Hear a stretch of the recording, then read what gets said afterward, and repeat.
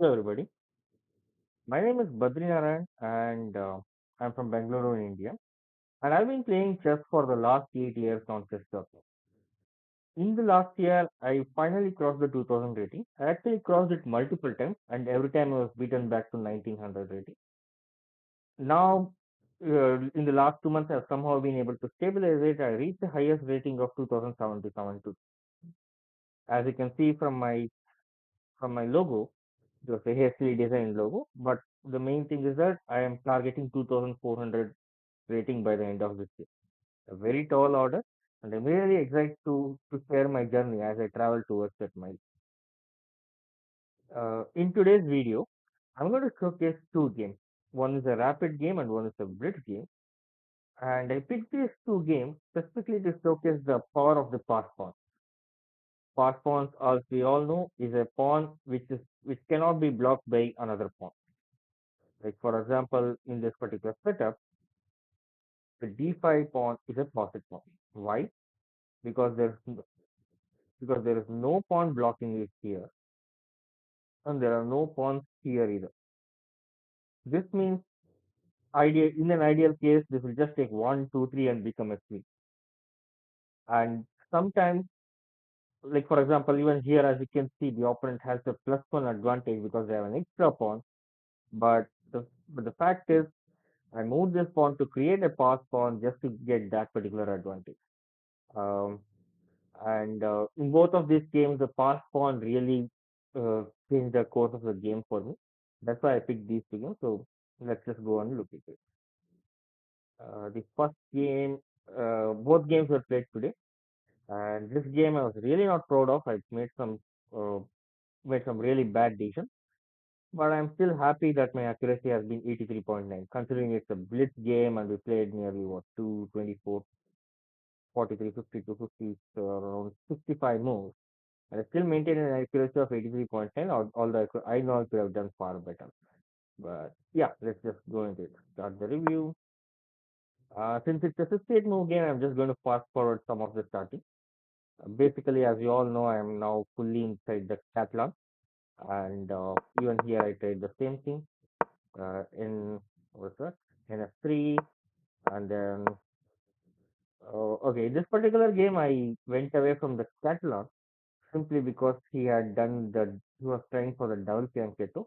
I really thought it would be better if I just brought the bishops out naturally. Yeah, like I said, I'm going to fast forward. And yeah, at this point, this pawn is kind of a target. This is practically an isolated pawn because it doesn't have any pawns supporting it on either side. And this pawn is not going to get into the game for a while. And I knew that I had to be very precise in trying to protect that. And we continue. I trade off the queen. I trade off the queen specifically to get this 2-on-1 on the yeah, this is the queen side, right? Yeah. On the queen side, I wanted this 2-on-1 advantage, and that's why I traded off the queens over there. And he took the open file. Both of us are displaying a lot of principles here, but don't get me wrong, we are not like very like masters or grandmasters or something. Anyway, he tried to target this weak backward pawn. I was able to stop that, and because now I had moved my knight away, and I moved this knight away as well. And now when he brought his bishop out, it was useless because the pawn finally got a uh, pawn to protect it. And after this is no longer a target. I was really feeling good about the game. As you can see, the eval shows point two, and from this point on, I made a lot of mistakes. First one was here, although he didn't take advantage of it.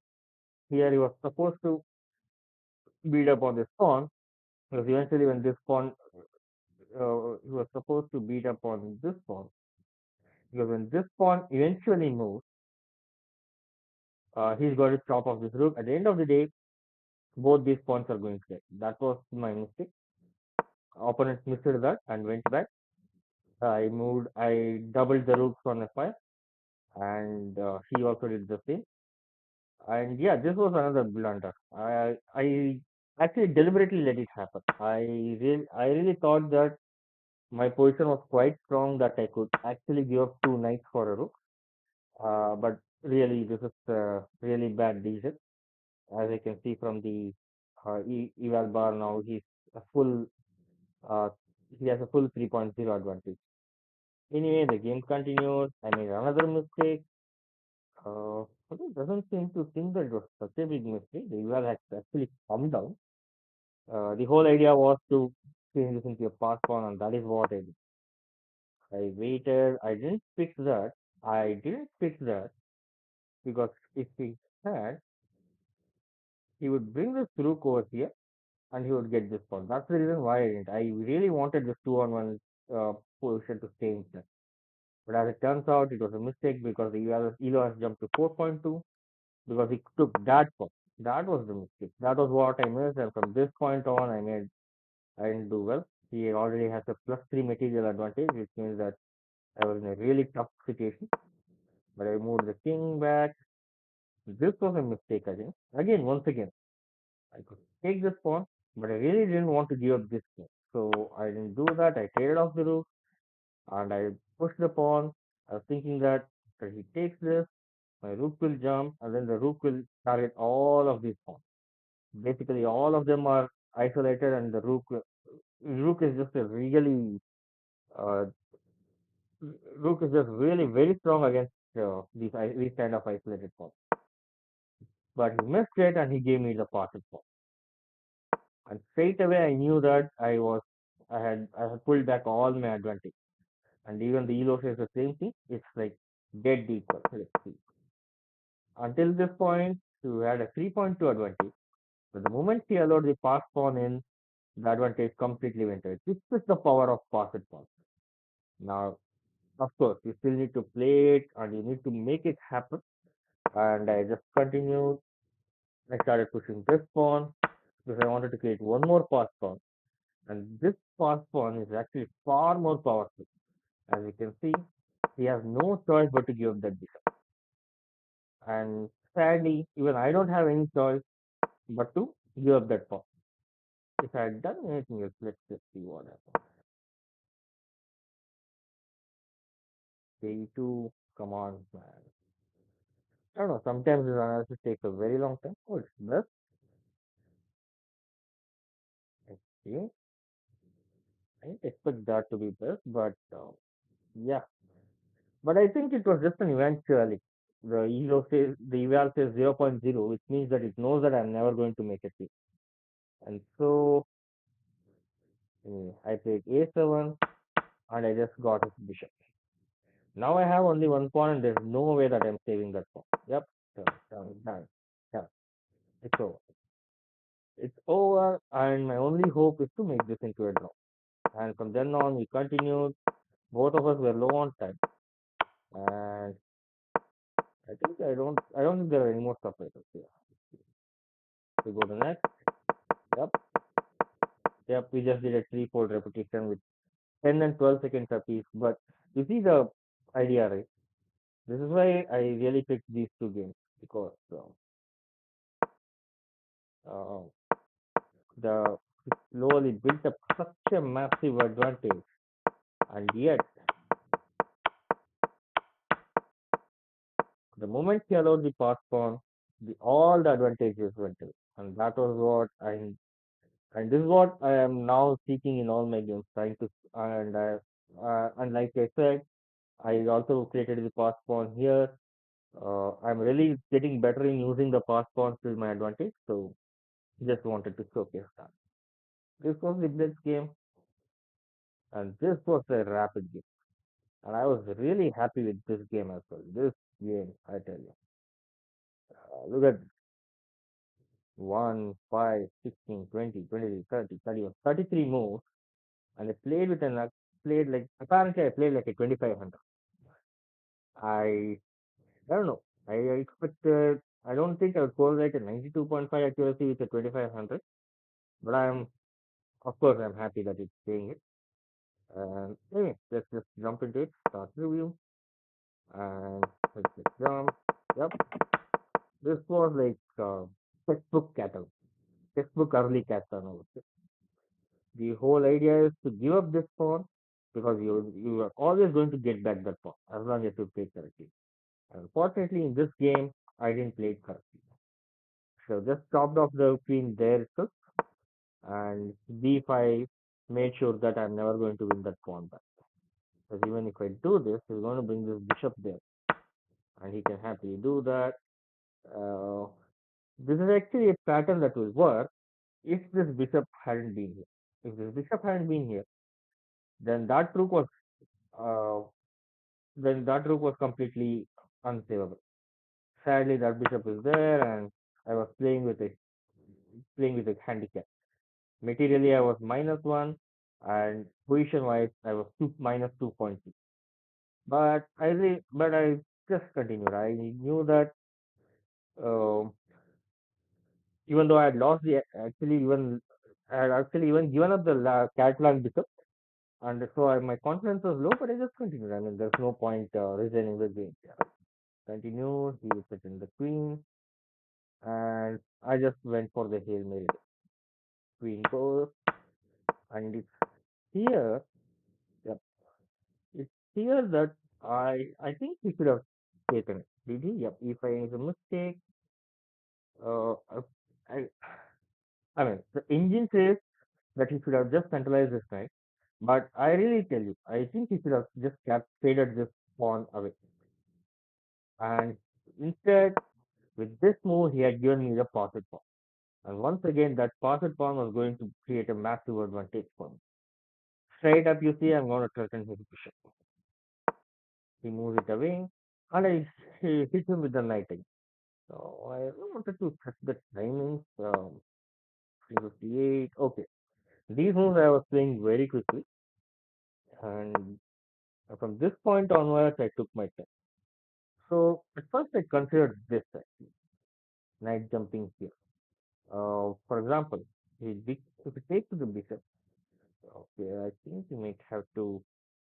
Okay, so let's jump the knight here. I and my first calculation was if he hits with the bishop, as you can see, the elo just shoots up massively. I take back with the pawn, and he is going to lose this one.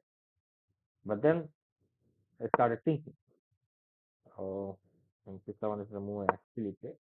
But then I started thinking, he doesn't have to take the knight. He can just move the king away, and so that was nothing. The next thing I did was, then obviously I was thinking this. I also was thinking this, so that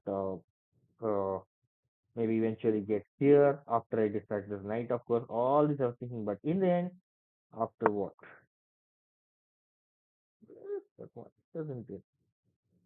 Um, I really wish even in here the move list shows the time I took, but anyway, you can check it out here. 15:05 to 14:15. That means I spent nearly one and a half, more than a minute and a half to get here. And my whole idea was, if he gets this, I take it back. Sorry, if he takes my knight, I take back his bishop, and this rook is going to be very powerful, especially in connection with this passed pawn. And another big advantage here was the queen square here was a dark square, and I would still have my dark square. These are the calculations that I went through even when I was deciding on the passed pawn. And once again, here I calculated all that, and I told him, "What you gonna do?" He chopped it off. This once again gets into the other part of what I mentioned in my usual what is that? What do you call it? Game recap. Ideally, trading off equal pieces unprompted is always going to be a bad idea. But in this case, the opponent didn't have a choice because his only other choice is to bring out the rook, and that's not going to be good because he lose this pawn and then he lose all of these pawns, and that's why he had to go for it. And now my pawn was just one square away from promotion, and believe me, this is terrifying. This is terrifying regardless of what level you are. Whether you are 2050, whether you're 1550, whether you're 2550, it's always a terrifying prospect. And the ELO says 0.6, but between humans, this is always going to be a strong tech. And his first order of business is to escape the. What is it? He went there and I straight away brought my bishop out. And even if he had gone here, it would have been the same move. The whole idea was from here, no matter where goes, bishop is going to come and hit her. That's just inevitable. And what he did, he jumped in there. He's thinking of taking this pawn. I didn't hesitate. I sent my rook all the way to the tower side. He took that pawn, and yeah, this was just a tempo move, getting some, what is that? What is it? Yeah, you're winning some time by threatening the rook. And after this, I even sent the bishop out there. Now he was feeling the pressure because now if I move this rook, it's practically game over for him because rook takes, bishop takes, and if it doesn't take, I take the rook, and even if he takes it back with this rook, this bishop jumps in here, and this pawn is unstoppable. Uh, and at that point, he did this. And here, yep, 3 minutes, 11:55 to 14:26, 2.5 minutes. I thought I spent more than 3 minutes here, but it's fine. And it was indeed a brilliant move, possibly the most beautiful sticker that chess.com can give. But I knew that number one, I was going to get back a point. I was at a -2, whether and no matter what he does, Rook was going to jump in. This was my whole idea. Now he actually took the Rook, which was another mistake from his side. But even if he didn't, let's say he brings the Rook here. Let's see what happens. RAC8 is good. Oh, and in fact, RNT5 is best. No matter what happens, this is unstoppable. He has to take this, and this is basically if he takes it with this rook, I'm going to top up with the bishop, and then this pawn is going to become a queen. And if he takes it this rook, again I take it with the bishop. Uh, Basically, it was game over for it. Like even if he stubbornly decides to stay here, rook is going to hit this pawn and come here. This knight is not going to be able to come back right in time, and that was my whole calculation. In the end, he just took the rook, and that made things easy for me because I just jumped rook all the way to there. Right now, he has a plus 6 material advantage, but it's all going to go. Rook takes rook, bishop jumps in and blocks rook from the queening square. And let me tell you, this did give me a mini heart attack. Maybe if this pawn was not there, this would have still been salvageable for me. This pawn was there, thankfully, and still I had to calculate. So, oh, it looks like I didn't spend much time. I thought I spent much time there, or maybe uh, nope. Looks like okay, but definitely I tell you, this move was a little bit scary for me. But still, as you see from the evaluation, he didn't stand a chance. I just queen. Uh, he brought the knight in. From then on, it was just a matter of it was just a matter of time. Rook. I pushed away the rook, took that pawn, and in the next move, I'm telling I'm going to hit your knight. And if you try to escape your knight, and then I mean you have to escape your knight. And once you do that, I'm just going to eat this pawn. And from then on, Rook and the knight is not going to do much against the king. And yeah, he just resigned at that point. I don't think I would have resigned. Yeah, that's another thing. Just don't resign. Just play and continue. And if you find some good moves, good. Even if you don't find some good moves, you can see like what are the. I mean, it's a learning opportunity. So don't resign. That's what I would say. But mostly, like I said earlier, today I just wanted to show these games because of how well I use the pass response to my advantage. Let me know how you like this game, and more importantly, let me know what all you didn't like about these games on this video. Thank you for joining.